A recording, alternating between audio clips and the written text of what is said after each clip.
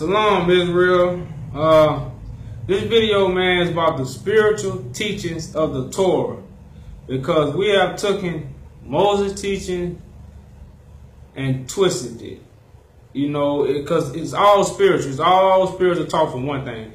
You know, and see, the authors of this Bible, they knew all the spiritual talk when they wrote it.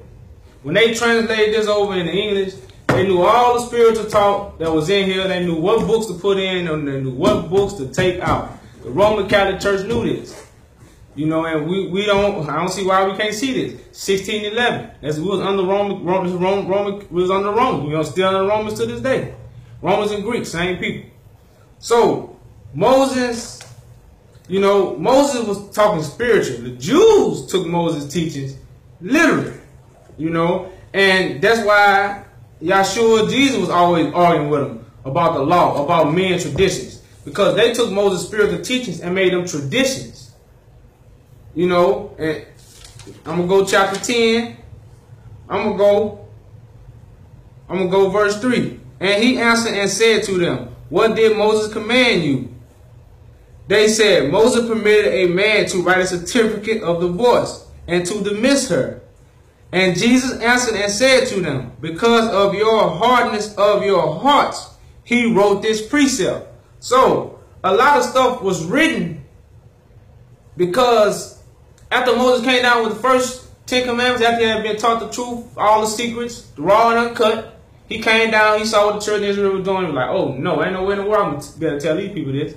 You know, they made him mad. He broke them. He took 40 elders back up to the mountain and wrote stuff down. Teachings, precepts of man. Not of what Moses had done at first, but it was from them teaching that Moses had received. But he couldn't give them raw and uncut. So he had to water down his information. So he talked in the spirit and taught the children of Israel, but they weren't listening because they weren't listening from the get-go. And that's another reason why he hid information. I'm going to go to Apocrypha. That's 1611 Bible. 2nd Esdras. 14 and 5. And I told him many wonders, things, and showed him the secrets of times and the end. And I commanded him, saying, these words thou shalt declare, and these words thou shalt hide. You know, so Moses did hid information. Why? Because of the hardened hearts of the children of Israel. Esdras hid information for that same reason. You know, you always got to be ready for the truth. You can't just go out there and give anybody the truth. You got to be ready for the truth. So, so you think what Moses really got taught, got put in that? No. It was, and the letter of Barnabas helps us explain the spiritual teachings of Moses. I'm going to the letter of Barnabas right quick. If I can find it.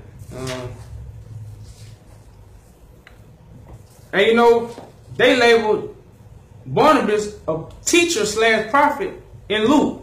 I can't think of what chapter right now. I didn't write it down. But in Luke, you know, they labeled Barnabas. Him and Paul were friends, a teacher and a prophet. So he has a letter. Nobody don't want to read it. This is what Barnabas says. And so Moses received 3 firm teachings about food and spoke in spirit, but they received his words according to the desires of their own flesh, as if he were actually speaking about food. So Moses ain't never giving no dietary law. Moses was talking about food for thought, food for information. You know, how we receive our information. We eat swine. Well, I ain't going to say that, but I'm going to skip down. I'm going to skip down a little bit. And again, Moses said, eat every animal with a split hoof, and that chews a cud. What does he mean? He means that one who receives food knows who has provided it, and appears to be glad having relied on him. He spoke well, looking to the commandments. What does he mean then? Cling to those who fear the Lord, to those who meditate on the special meaning of the teaching they have received in their heart, to those who discuss and keep the upright demands of the Lord, and those who know that meditation is a work that produces gladness, and to those who carefully chew over the word of the Lord. But why does he mention the split hoof? Because one who is upright both walks in this world and waits for the holy age. Do you see how well Moses was given the law? Yeah, Moses was given the law well. That's why he one of the greatest prophets. So Moses didn't twist his words, or Moses didn't do nothing wrong. The children of Israel took his words wrong because they wasn't even ready to receive his teachings anyway. You know, and that's the whole thing with the Torah, man. We base all our teachings off the Torah, which is spiritual talk that nobody is teaching. Nobody. And that's another thing why YahJew said it's gonna be a time where it ain't gonna be no language that gonna matter. It ain't gonna be no name that gonna matter. Only thing gonna be matter is the truth and the spirit of how you walk and how you worship your Father in spirit and truth. It has nothing to do with no Sabbath days, with no new moons, with no assembly. That's all Satan and his angels. That's all what they, that's all how Satan led the Jews astray. Had them doing all them traditions of men. I'm gonna go to John chapter 4.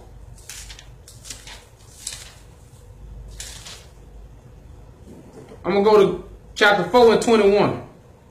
Jesus said to her, "Woman, believe me, the hour is coming when you will neither on this mountain nor in Jerusalem worship the Father. You worship what you do not know. We know what we worship, for salvation is of the Jews. But the hour is coming, and now, when the true worshipers will worship the Father in spirit and truth. For the Father is seeking such to worship him. God is spirit, and those who worship him must worship in spirit and in truth." That means you ain't got to know his name. You ain't got to do no Sabbath day. You ain't got to keep no commands. You ain't got to do none of that. Because your spirit and what you know is going to keep you there. And that's another reason why YahJew said it's only 2 commandments. 2 greatest commandments. And you do them, you'll fulfill every last one of them. And that's knowing the Father, loving the Father, and loving your brother. That's it. Love the Father, love your brother. You'll fulfill everything. Because your spirit going to guide you into the ways to know everything. You know, and man, so I'm trying to get my brothers and sisters off this Torah and get these chains off their brains, and get these laws off their belt. Because you're not held to no laws, you know, like we think. You know, they really got laws of this earth we need to follow. Like, stop eating meat. Stop killing animals. That's, you know, consuming dead flesh. They got live fruit. I got me a pear right here. As soon as I get this video open, it's a big juicy pear. I'm going to light into it. I don't want no chicken. I don't want no dead body parts. This is alive. That's why if I leave it out too long, it'll go bad. It's alive. So I put live stuff in my body. That's something that's law of the land.